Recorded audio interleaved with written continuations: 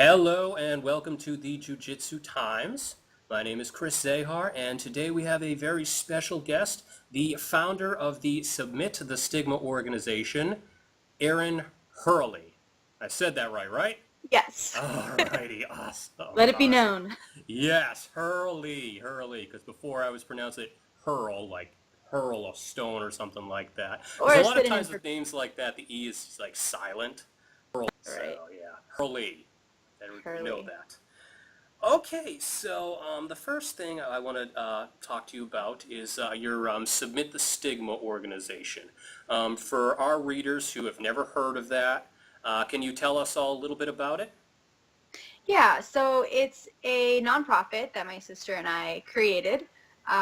We both deal with depression and anxiety, and my sister doesn't train, but ever since I started training, I found that Jiu-Jitsu really helps me with my depression, my anxiety, my ADHD, all of that. A lot of people have called it, mat therapy, or, it's just a way to gain friendships, right, and support, because you see people regularly. People keep you in check, the way that you are working out, they say is really, really great for mental health. And then you have the whole like goal-oriented idea of jiu-jitsu, right? You're getting ranked. You're constantly having something to look forward to. If you compete, you're facing your fears there. That was for me as well. I faced a lot of my fears.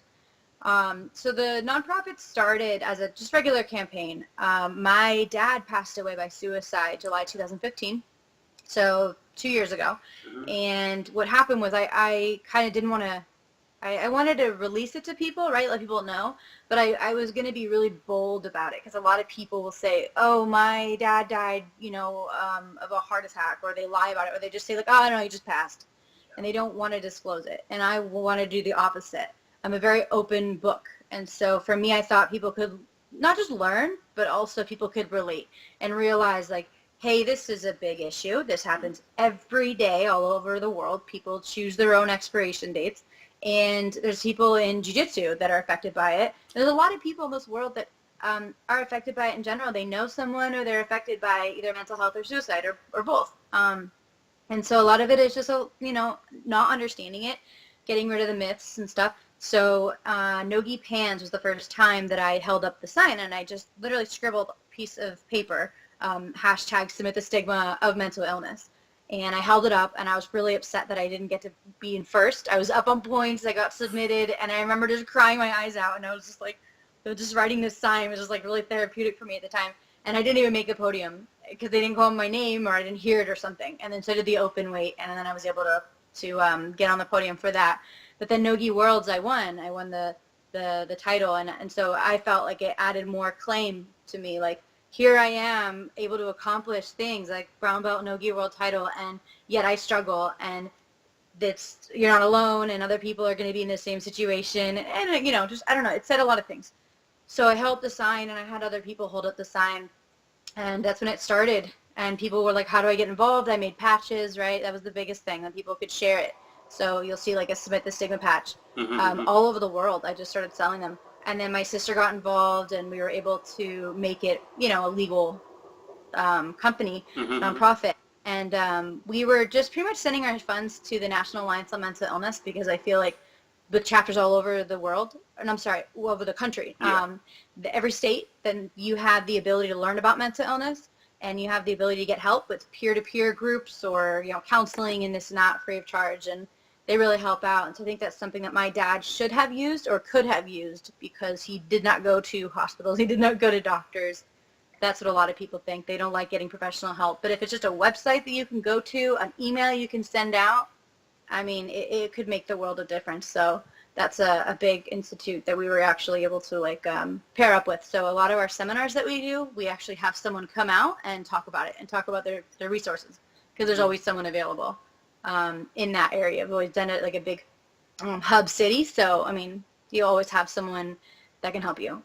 So now we're just working on an ambassador program. We have other people that want to get involved. We want people to be able to find someone to talk to at all times. Like, I get a lot of emails. I can't answer all of them all the time, But if there's someone local, like I want to do seminars, I want to bring the community together, I want to make it known that you can talk about it, right? Submitting the stigma, talking about it, making it normal, because we care about our physical health. We care about how we feel in training, right? Even like the first few weeks, you're like, oh, well, I'm not going to smoke anymore. Yeah. Or I'm not going to eat trash food because it makes me feel bad during rolling. You know, there's things that we can do to affect our mental health, and especially if you compete, losing, getting out there. I mean, there's a lot of things that we deal with. I mean, we deal with being under someone and not getting claustrophobic, you know? Yeah, no, Like absolutely. you're training with a big guy, right? So there's a lot of things you face, but there's ways to deal with it. So me being so open about it, it's helped other people be open. And that's the whole thing. Just, you know, share my story, share your story, and realize that we're all connected and we have a community that we can help each other. Because that's the beauty of the jiu-jitsu community, you know? Yeah. Yeah, wow, no, that's absolutely amazing. Does it also hold like seminars? Did I read that correctly? Yeah, so I'll have someone come. Like I did my own 2 seminars. I did the first one after the Pans 2016, and it was Hamala Bahal, Clark Gracie, Coyoteja, Christina Barlan, Gianni Grippo, and Abraham Marte. It was on Jiu-Jitsu. They recorded it. You know, Flow Grappling covered it. Jiu-Jitsu Mag. It was a big event. We had about over 100 people, and that Jeremiah was midday on a Monday. Wow. You know, that was Yeah, so. yeah. After that, I did a New York one, Nogi Pans 2016, and that was pretty big too. We had Polo Miao, Victor Sholin, Gianni once again, Dominica. No, we didn't have Dominica.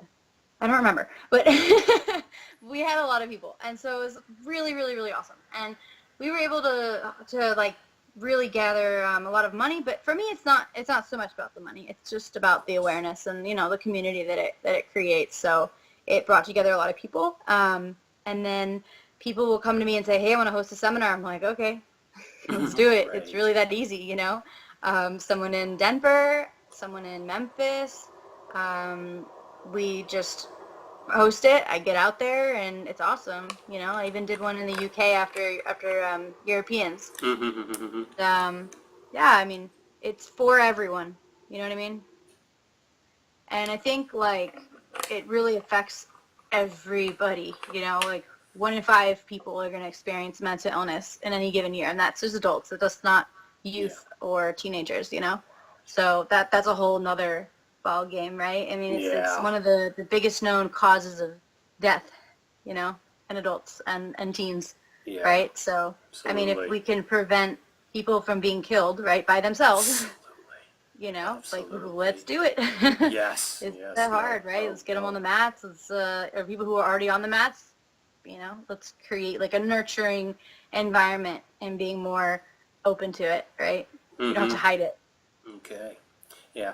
All right. So, let's say you're out with a rolling partner one time, you're out having some drinks, and he mentions at some point that he's thought about killing himself. What should you do in those points? What would you recommend that people do? Because that's a really hard situation for a lot of us. You know, maybe some of us are kind of like, you know, maybe he's not serious about it. Let's try to ignore it. You know, some of us might come out a little strong about it. Right. What's the best way to handle situations like that? Well, I did take a mental health first aid course back when I was still living on the East Coast. I took it in New York. That was about like 4 or 5 months after my dad passed. So they tell you that you have to be direct. So you have to ask someone, are you thinking of killing yourself? Are you thinking of suicide?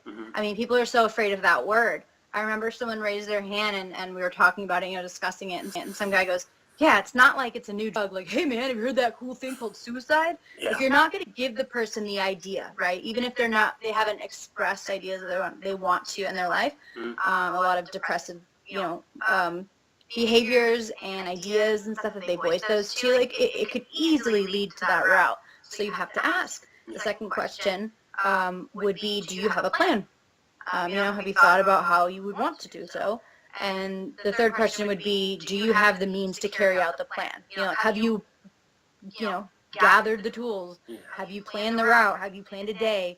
Things like that. I mean, it can be so uncomfortable, but we have to be bold. You know, you can't waver. You can't say, but think about your kids, think about your wife, think about this, because I mean that could be a reason that they want to. I mean, you don't know what someone's going through. You never do. So you never say think about someone else, because it's not about anyone else, right? I mean, a lot of people will say that suicide is like for cowards or it's selfish, and it's like, No, you live with you. You have your mind. You are living with your own thoughts. And if your thoughts are telling you that you're better off gone, who's to argue, right? It's just you battling you. So, the biggest thing would say be that if you ever see someone that maybe their behavior's down or anything, you could say, hey, I've noticed that you're acting a little bit different, or hey, I'm concerned about you. Are you okay? I mean, that's the easiest thing to say to someone. A lot of people might shrug it off or whatever, but that's the start of it. That's the start, and if you really want to pry open, then do it. If you feel comfortable with that person, right, if they're close with you. Otherwise, if they do open up to you, offer to get them an appointment to professional help. I will always promote professional help. Always. Absolutely. Like, you can't do it on your own. Like, I myself go to a psychiatrist.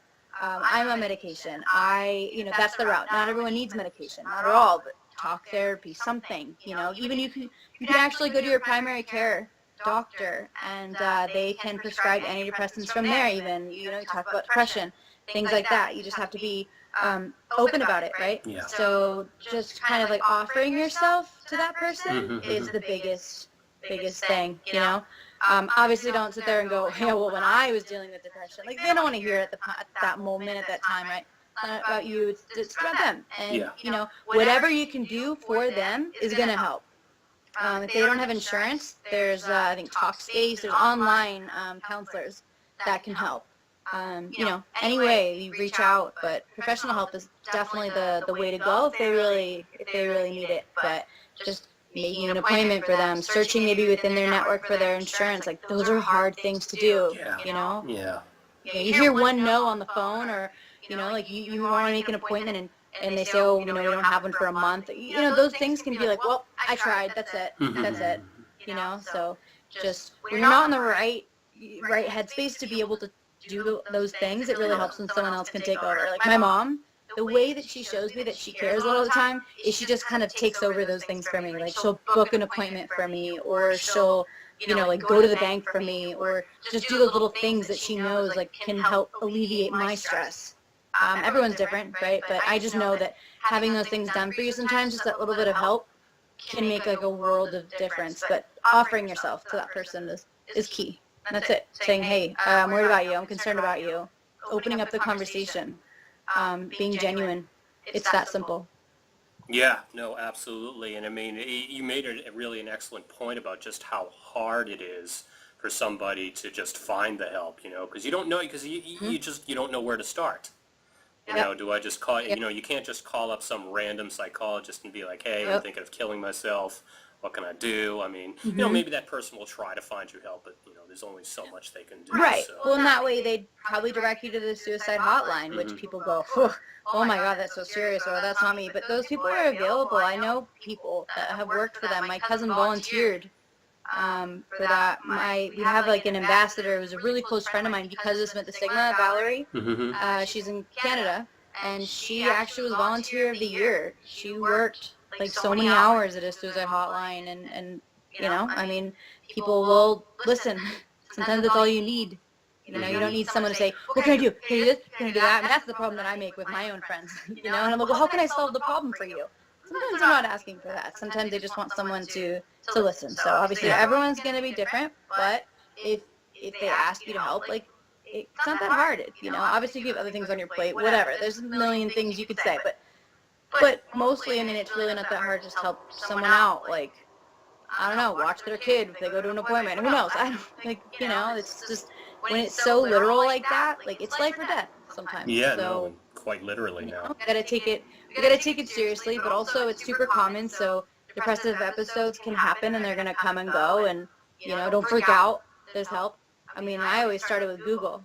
I Google everything, right? Yeah. So for me, you reach out to a network online, you hopefully, you just have someone that could help. And that's my goal with Smith the Stigma, with the community, is having people around, If it's someone at Jiu-Jitsu, it's like, you just get it, I drove 40 miles to go to a doctor that I had done an internship with for, like, to become an EMT, and because I broke my arm at a tournament.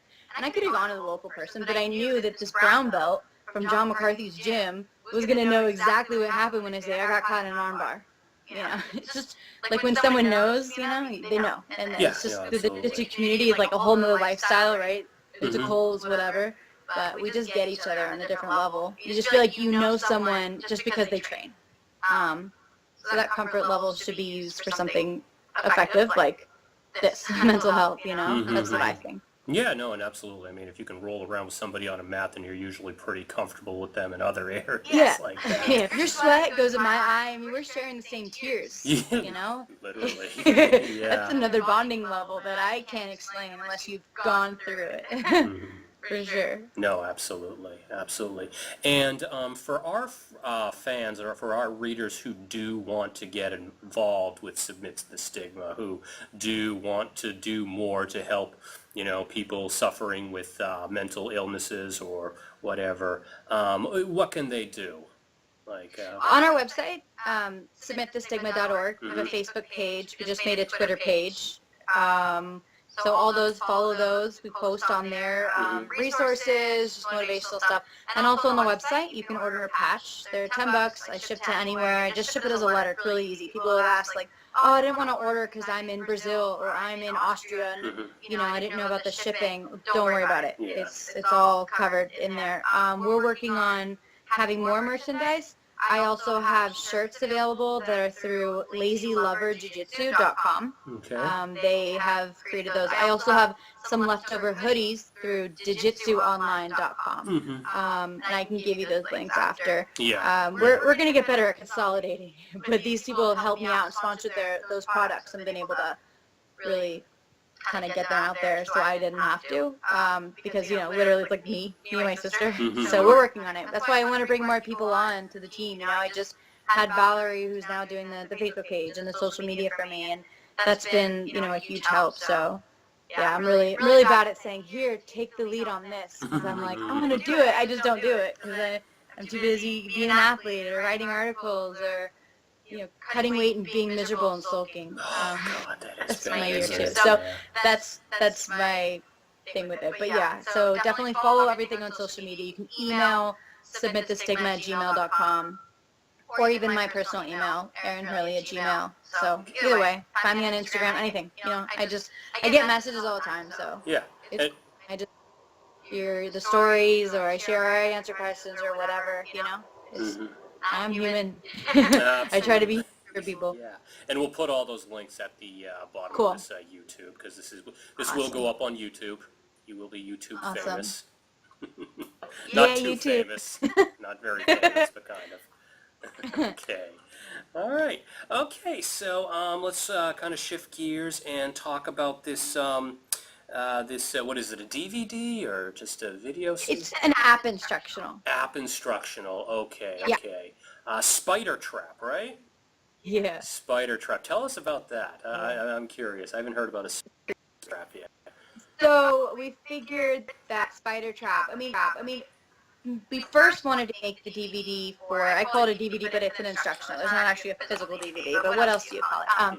So we we had this idea that my knee slice, because I teach my knee slice at the seminars, and that's my Angry Bird knee slice. But you know, copyright everything else. We decided to call it the Flamingo Dive knee slice. So that's the first about 10 moves. And then the Spider Trap came in because I also play Spider Guard. I actually started training with Hamala Bahal. I feel like my first guard, you know, obviously I had the Gracie Baja curriculum that helped me through with, okay, we got closed guard, we got armor of our mount, we have the cross choke, you know, the basics, the foundation. But as soon as I got, like, I think it was the third stripe, I was able to get into Hamala's class, you know, that was the more advanced, like his curriculum, his students, and it was Spider Guard. A lot of it was Spider Guard. And here I am training with huge guys. Orlando Sanchez was my training partner. He was I mean, he got his blue belt, so he was a blue belt and I was a white belt. And yeah, I played Spider Guard on that guy, because that's how I kept the distance. So that was for me a huge thing that was helping me, and obviously it influenced my game a lot. And then, you know, I went to Cobrini's, and then that's when I got my passing. And obviously he plays a lot of Spider Guard, to sit-up guard and, you know, De La Hiva and all that.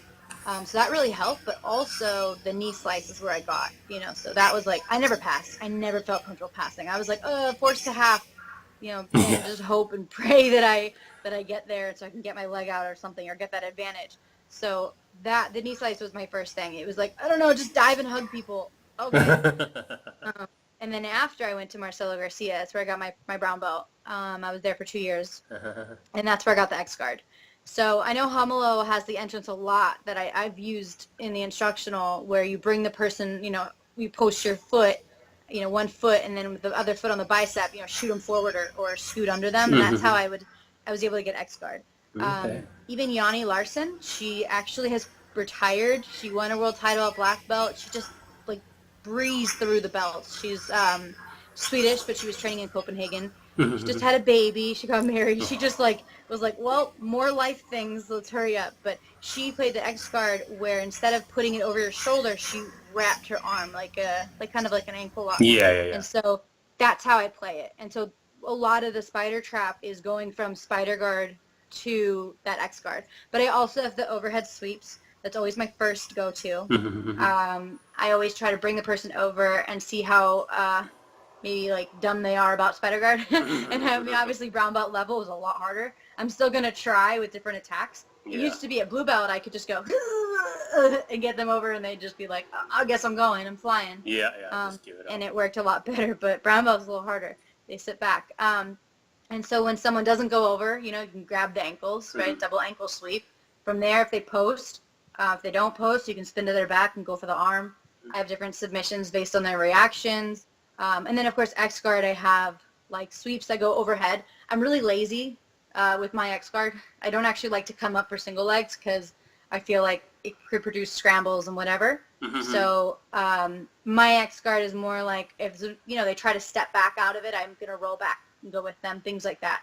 So that's the whole spider trap. The knee slice is my favorite thing in the entire world. I think it's like if I'm not getting enough cuddles in my life, like it's okay because I just hug people. I get the underhook and I grab the tricep and I make the person literally hug me and then I pass through with my knee. And I call it the flamingo dive and also Angry Bird because I actually put my knee to my chest like as much as I can while I'm entering. And from there, I'm able to get my knee as far through as I can. Oh, wow. And then it's like, as long as my knee is touching to the mat, there's a really big chance I'm going to get through. I'm going to pass. And so I work with my head goes next to their head, onto the mat. Yeah. My arm dives with the underhook and my knee gets to the mat all at the same time. And it's like, so that's like where the name came from. And I talk about like, I have techniques for what I call thumb and pants. For like if someone has an underhook and you want to clamp it down and various things. So I mean I have arm bars from there, different ways to deal with it, jumping over if they get their knee in because we know that all happens. So it's literally things that I've used. I have like highlights on my Instagram, like videos I put together of different screenshots just from like the past year of competing that I've been able to put together all these knee slices that I've done. And they're all different, depends on how someone reacts and I guess like how sloppy I am that day when I compete.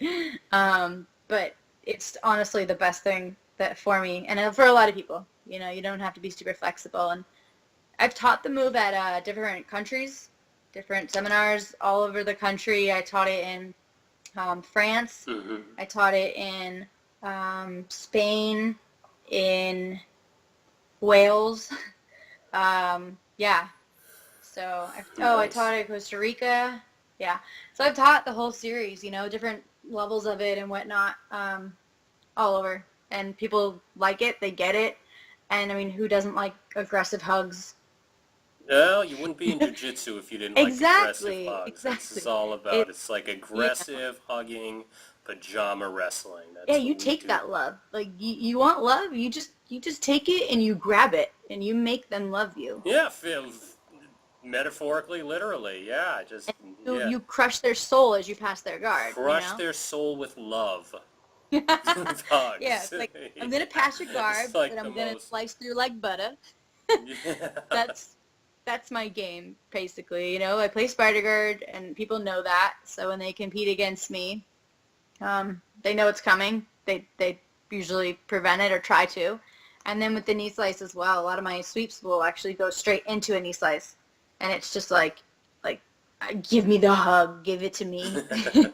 And that's really obviously not all I do. I came from 3 different people that I've been promoted under. They all play different games, and I've learned from all of them. So this is kind of just a way that I've been able to put it all together, you know. And I think it's just like a hybrid of all 3. Yeah. Well, that's one of the great things about training under multiple instructors, because, no matter how good your instructor is, he or she, they have what they're good at. And it's not going to be, it's usually not what like another black belt is good at, one of my first instructors, he was a Gracie Baja black belt, really talented, kind of shorter, wider guy. Definitely did not have much of a triangle game. In fact, he would tell you that straight up. He's like, listen, I got these short little hobbit legs. You are not going to become a triangle master under me. Then you train under a black belt instructor who's like, he's built like a basketball player, and this dude can triangle you if you're just standing straight up or whatever. Yeah. So, it's one of the great things about training under so many different instructors like that. Yeah, I'm grateful for it. I mean, some of it was by choice, some of it was just, I don't know, like different life events. Life takes you in different directions, right? Yeah. So that's just kind of how I ended up. But I have trained under 3 legends. So, Yeah. I mean, and I go and I train at other places too. Like, I've trained under, I've gone and visited, Murillo's. I've trained at Atos. I've taken a class under Angelica Galval. Like, I'm big on learning from a lot of people. I go up and I train at Caio's, where I learn from him, and I train with Christina Barlan and all these people that have all different games. Like, Christina Barlan and Nicole Evangelista. Nicole just got her purple belt, but she's been training longer than I have because she's 17. Yeah. So she, she is really, really talented. She submitted everyone. I think it was like 7 fights at Pans in the weight and open weight at blue belt. It was like her adult year, her premiere at adult level. And she's amazing. And so sometimes we warm up together. Like, yeah, we're different teams. We're different. Who cares? She's just a friend of mine, and she'll teach me stuff when we're warming up. And then I fully listen to her because she has amazing stuff. And I don't care what belt you are. I don't care what team you're on or what division you're in, or even if you're in my division. Like, I'll train with you. Yeah. Heather Raftery, like, we competed against each other at, she's at Autos, and I trained with her in the class. We don't care. Yeah.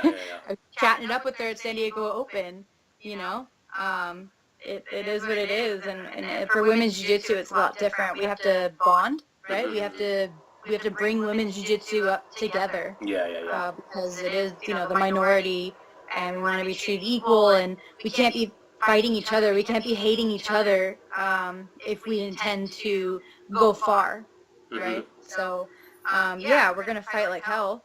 I'm going to try to choke the shit out of you, but I'm going to hug you after, and maybe I'll buy you a hot dog. I don't know. It doesn't matter. As long as you're not a bitch to me, and I'm not going to be a bitch to you, we're going to have a good relationship, We're going to fight each other multiple times, and that's just an understanding. Do you think that can help the jiu-jitsu? I mean, like, think about like guys like Gary Tunnon, who have like gained such a level of fame just by hating on the guys that he fights, and then in MMA, think about what Ronda Rousey did. A lot of the Ronda Rousey really helped bring women's MMA to the fore. Correct. By, pardon my French, being a total bitch to her opponents.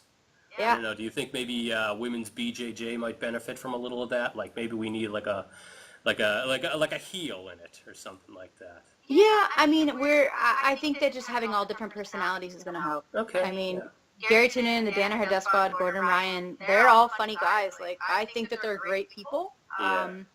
They are great at jiu-jitsu, and they're hilarious. I've been around them when they fight on the same cards as people that I know, and I've been there when they're warming up. But they just bash on each other. That's just their personality. Yeah. They are constantly hating on each other, and it's hilarious to be a bystander.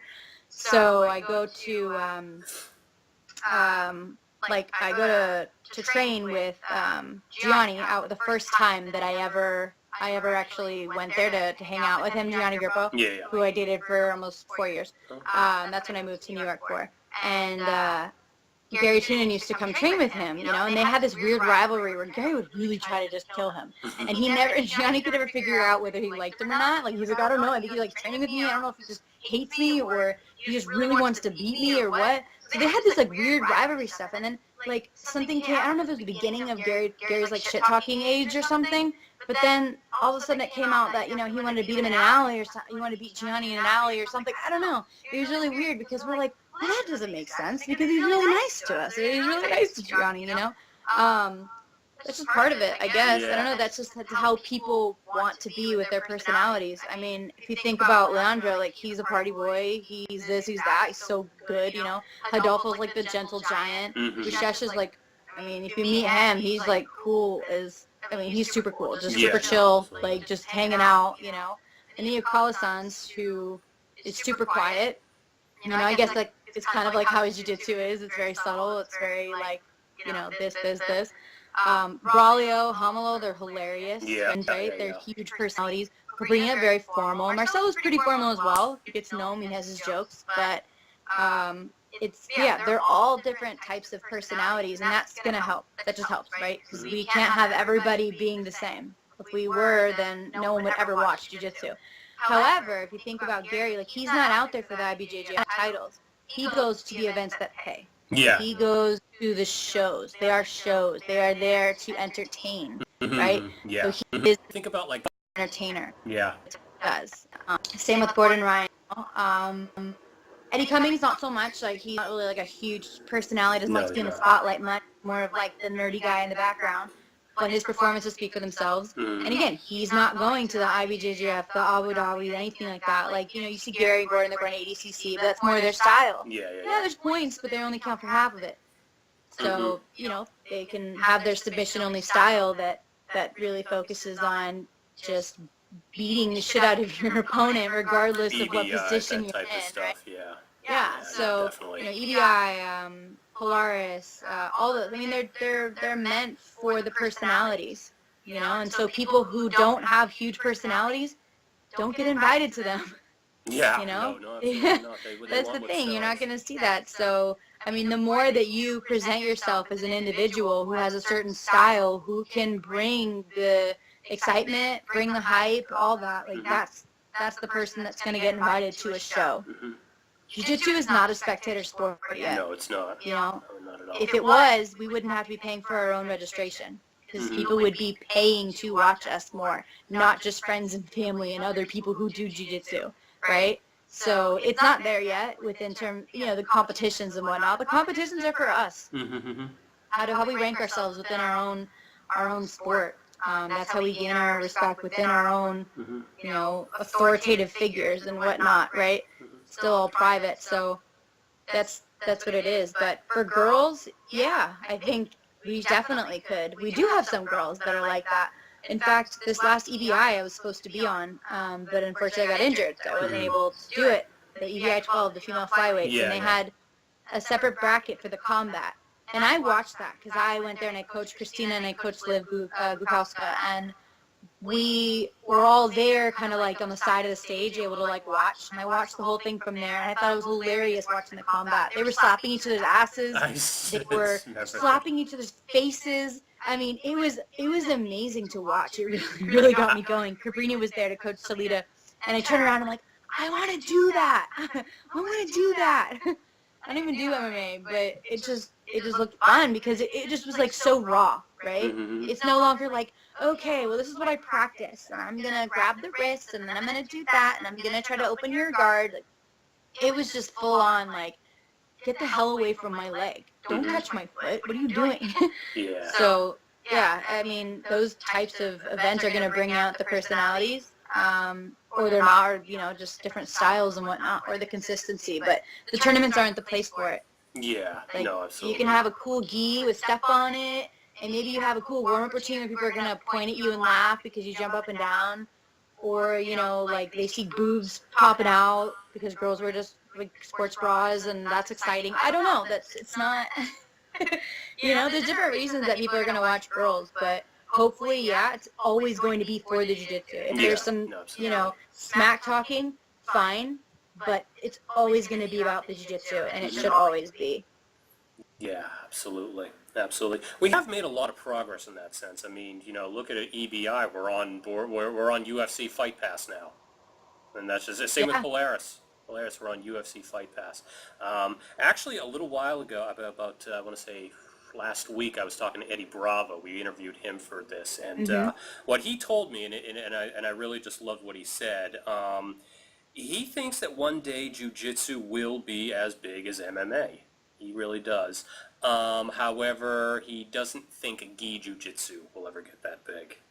The way he described a gi jiu-jitsu was it's kind of like chess. Smart people do it.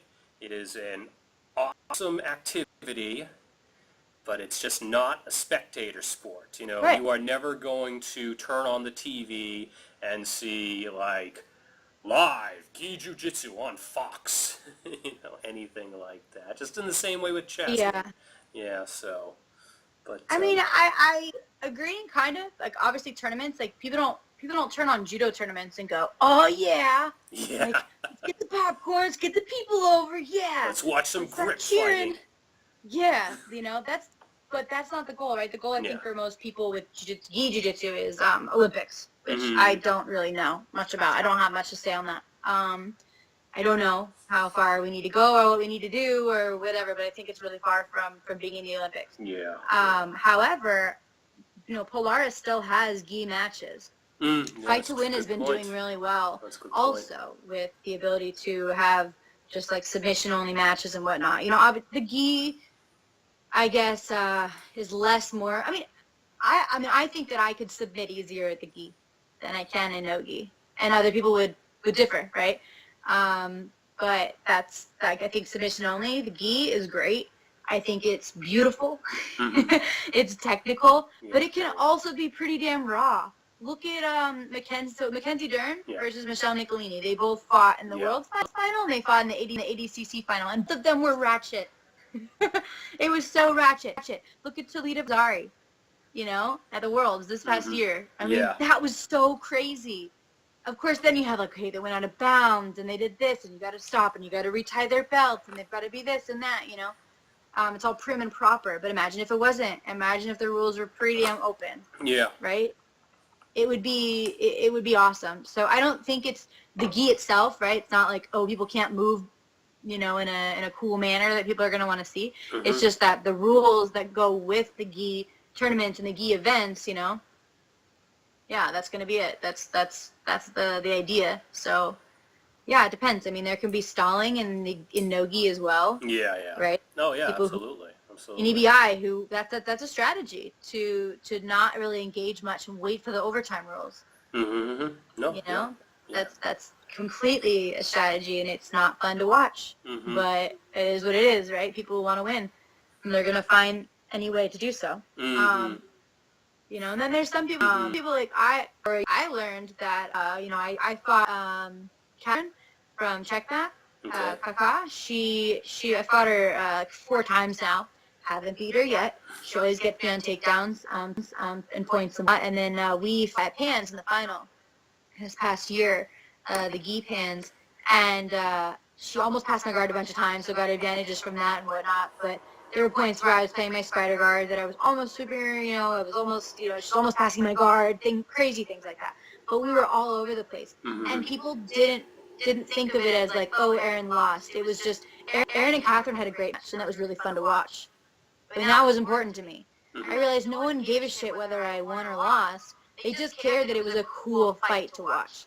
And that's when I realized that I would rather have crazy, awesome matches that really show my jiu-jitsu, and maybe I don't win the gold, than win the gold and win everything by just, like, sitting there in my closed guard and playing my advantages, or just sitting in my guard, like my spider guard, and just maybe getting one tiny, maybe sweep in 8 minutes, and then, you know, winning off of that. Absolutely. Like, I just want to be aggressive. I want to be, you know, I just want to, like, give everything in every match. As Marcelo says, like, you have to give everything in every match, because you don't know if you're even going to get to the next match. You know? Absolutely. Why pace yourself? You're what for energy if you lose, so you don't even get to fight the next fight. Like you, in some way or another, you've got to give a lot just to make sure that you're even going to get to the next match. But it's one match at a time, always. Yeah, yeah, absolutely, absolutely. Okay, last question.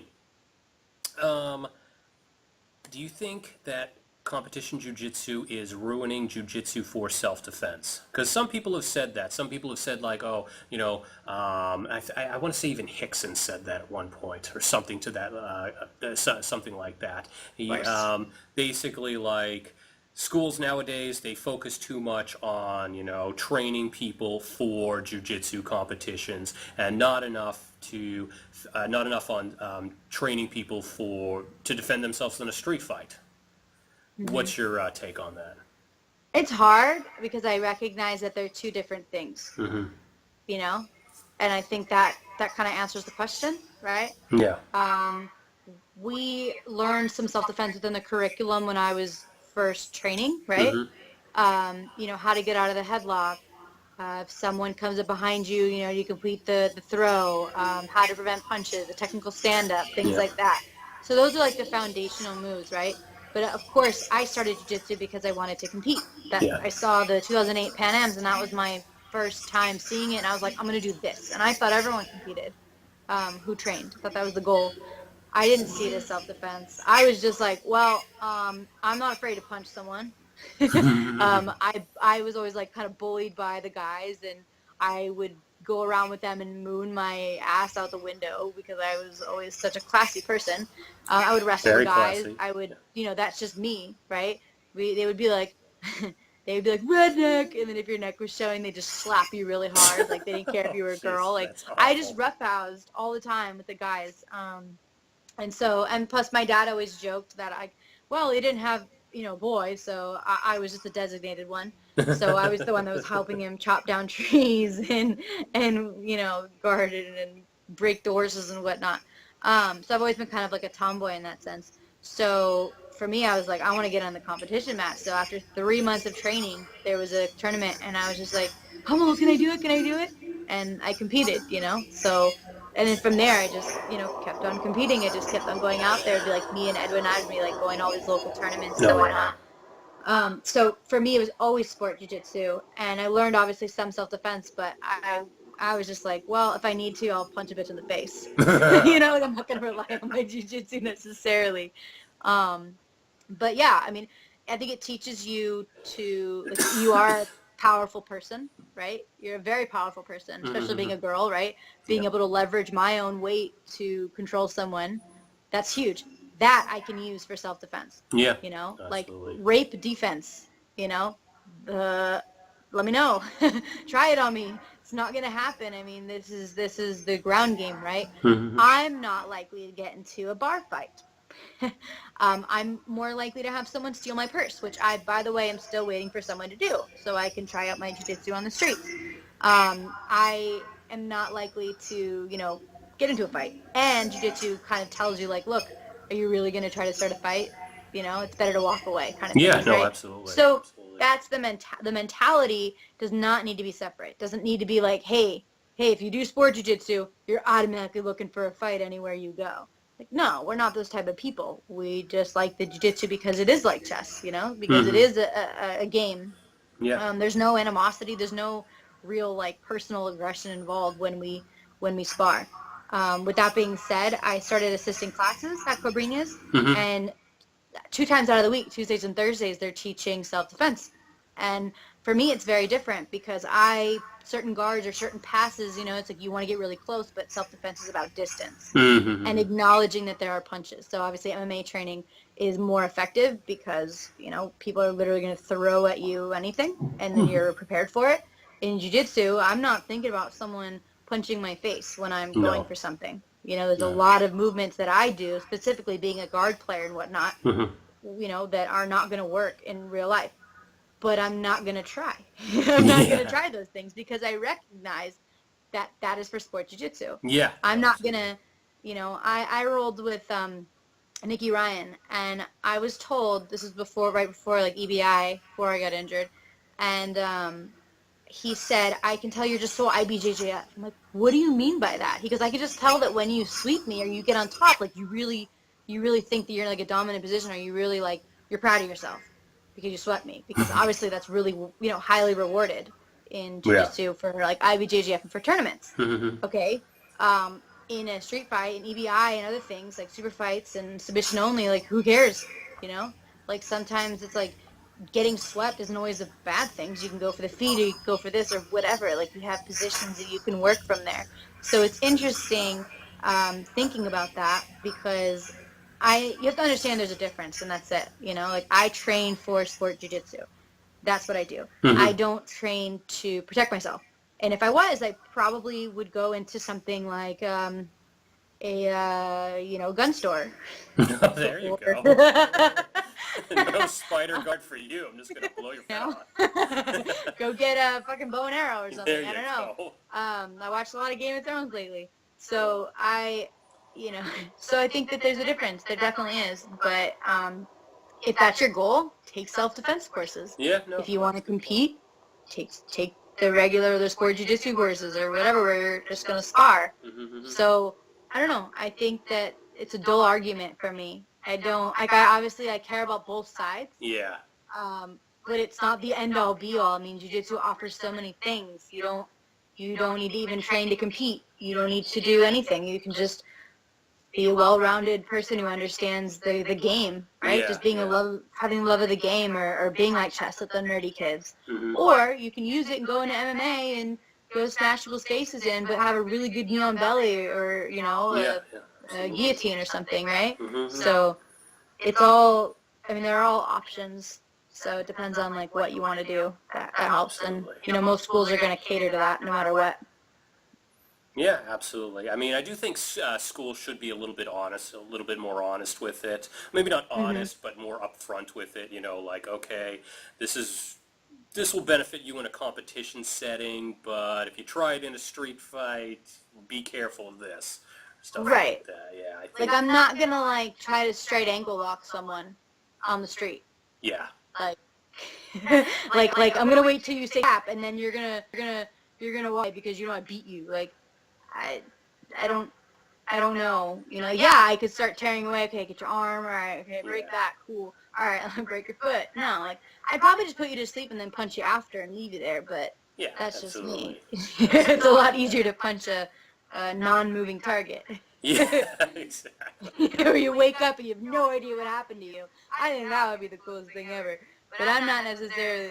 I'm kind of a dirty fighter, I guess, in that way. But hell, real life is real life. You do what you gotta do. And again, I've been watching a lot of Game of Thrones. There you go. There's a lot of that. Yeah. There's a lot of just killing people in bad ways because you don't like them. Yeah. So I have to remind myself sometimes, no, Erin, the world does not work like that. Yeah, you gotta be. You can't just behead someone for no reason. Yeah, one of my instructors always told me that if he gets into a street fight, he always wants to put people to sleep because there's no mark. There's no bruise or anything like that, no missing tooth, And exactly, if I have to. Just get to the back, take a double, get to the back. Exactly. Around the neck, and it's just like, all right, peace, I mean, they would talk about self-defense. It's like, giving yourself enough time to walk away or run away from the situation, right? Mm-hmm. What better way? Just leave you here. Yeah. I heard one story. Of course, I wasn't there, and this is all hearsay, but an instructor's instructor, he got in a fight. He put the guy in a rear naked choke. Then once the guy passed out, he put his jacket down and kind of used it as a pillow for the guy so he wouldn't get his head dirt or whatever. Yeah. That's totally, I mean, that's definitely not me. I mean, it depends. If it was just the person that was drunk and they were just agitated, then I would just be like, well, this is really not them. They're not this rude. Yeah. Then, it's okay. But if someone really, really hurt my feelings, maybe it would end differently. Well, that's kind of the good thing about Brazilian Jiu-Jitsu is, you have the option to control somebody without seriously injuring them. Mm-hmm. Like let's say you got an uncle, he's a really cool guy, you love him to death, but when he drinks too much, he gets a little belligerent, and you don't want to hurt him, you don't want him to hurt himself, you just want to hold him down. Yeah. Well, Jiu-Jitsu allows you to do that. Oh, yeah. I mean, because before I did Jiu-Jitsu, I was doing karate, And karate was like, okay, what you want to do is you want to gouge the guy's eyes out, then you want to punch him in the neck and break it and paralyze him from the neck down. And jeez, it's like, I don't know if I want to do to somebody. Like, Yeah, it's you know, not you'd like you have to do live like out something. in the woods and it's like, Yeah. yeah, I mean, you want to there's talk the about Game of consequences. Thrones style stuff. This like Yeah. my karate instructor. He was in the military and stuff, and I Oh think he my was a God. little suffering from a little you know, post traumatic. And yeah, his the techniques he was teaching us were like literally like punch somebody in the spine to paralyze them. I'm in the wrong sport. Yeah. That's where I need to be. There you Actually, go. when I was in Miami, we got our bag stolen. It had everything in there. We had bought a place, like a seat, on the beach. We thought, well, of course it's going to be safe. Nope, some dude, we tracked my phone down, and we see the guy, and he's like this like bum kind of guy, and he's dirty, and he's always gross, whatever. And so I realized, hey, I can use my jiu-jitsu here. We can hold him till the cops come. And he was like really gross that I didn't want to touch him. And I'm like, well, that doesn't help. So then he was like, I'm going to shank you. And so I kind of stepped back and I realized he had nothing in his pockets. So instead of like holding him or touching him, I just like, I had only my bathing suit and my flip-flops. That's all I had. And I'm running around the streets of Miami just chasing this dude and just keeping him in my vision until he ran across the street in front of cars. And I said, well, no, I'm not going to follow him over that. And then all of a sudden, Gianni's brother runs and just takes the dude down like a freaking double leg. The guy hits his head on the curb, starts bleeding everywhere. And we're like, well, we're sorry, you took our stuff and you ran. We wouldn't have to have done that if you didn't you didn't take our stuff and waited till the cops got there or whatever. But that was my chance to use it. And I was like, oh, I don't want to touch you. Yeah, So, I'm gonna wrestle you to that ground. I'm gonna kick your ass. Just let me put on this full body surgical suit first. yeah, just put on my gloves. Yeah. Yeah, like Take a bath I think first, then I'll kick your ass. if like I had pants on and a sweatshirt, it'd be way different. But I was Yeah. practically naked. Oh yeah. And yeah, it wasn't life or death. It was just like, well, I want to make sure this guy, pays for what he did. We got all our Yeah. stuff back and then whatever. But I was just like, well, I'll just keep my eyes on you and just jog and just follow you around. It must have been the stupidest thing for people to see, I swear. Oh my God. But I mean, I did what I had to do and I didn't want to touch the guy. So I spared myself. Yeah, I'm surprised That that didn't make it to like Facebook or YouTube or something like that. You know, with, No, like I mean, crazy videos. if I had touched him, like, and actually, like, wrestled him to the ground, like, mounted him and stuff, Oh yeah, yeah. that would have been like all over But YouTube, that would have all been, over like, Facebook. yeah, world star. Yeah, yeah, And, like, my totally. boobs probably would have popped out or something. It would have been weirdly sexualized. Like, look at this Oh, girl, like, molesting totally. this bum, It's Yeah, not what I wanted to be known for. yeah, So, yeah, yeah. I definitely, wasn't thinking about that at the time. But, in retrospect, yeah, I'm really glad that I didn't molest the man in a bathing suit. So. definitely. Less than It was good for a reputation. Other things yeah. not so much, but that was a good call. Yeah, That no, was absolutely. Okay. All right, well, we are kind of out of time right now. Any parting words to our readers before we go? just want to say, like, I'm really thankful that I've had followers. I know it's kind of like a weird thing to say, like, people in jiu-jitsu, yeah, they get like 200,000 people on Instagram following them or whatever. Mhm. That's great. They can say, Yeah. oh, my fans. And I'm never going to say that because it sounds weird because it's jiu-jitsu. Someone made a joke that we were talking about, like, all our followers that we've gotten and stuff. And I was like, yeah, I hit up, past 10K. I got the K. I got my Instagram. And this guy was like, Erin, you've probably met all of those people personally. Like, talked to all those people and told them to follow you. Because Yeah. that's kind of like how I am. I'm really, like, personal. Like, that's why I love tournaments and things like that. And so when people message me, like, I really take it into account. And some people would say, like, oh, I'm so surprised that you messaged me back. And I'm like, why? I'm just some weirdo who's, like, just sitting on my couch eating Halo Top, like, watching Game of Thrones. Like, I'm, like, like, maybe, cool, I've done stuff. I've traveled around the world or I've competed or something. But, like, I don't have a 401k. Like, I don't have any responsibilities. Like, there's things that you should not be looking up to me for. Mhm. But yeah, like, I love my dream and things like that. So, just having those people that reach out to me all the time, like, it's really awesome to remind myself that it's okay that I'm not using my degree and I'm broke and all I do is jiu-jitsu. Kind of keeps me going. And also my sponsors, Hyperfly, Jiu-Jitsu, Lazy Lover Jiu-Jitsu, Brick CrossFit. If I didn't have them, I don't know what I would do because I've been doing CrossFit every day since I haven't been training. Cobrinha Jiu-Jitsu, obviously. Before that, Marcelo's. And I think that's all. And yeah, I'm just really happy to be doing what I do. And I can't wait to get my black belt and compete at the highest level, which is the scariest thing ever. But, that's what I've been waiting 8 years to do. So Yeah. can't wait. Great. Oh, that's awesome. All right. Well, listen, thank you for tonight. Thank you for your time tonight, and good luck with whatever you're looking to do in the future. Thank you. Thank you. All righty. Bye-bye.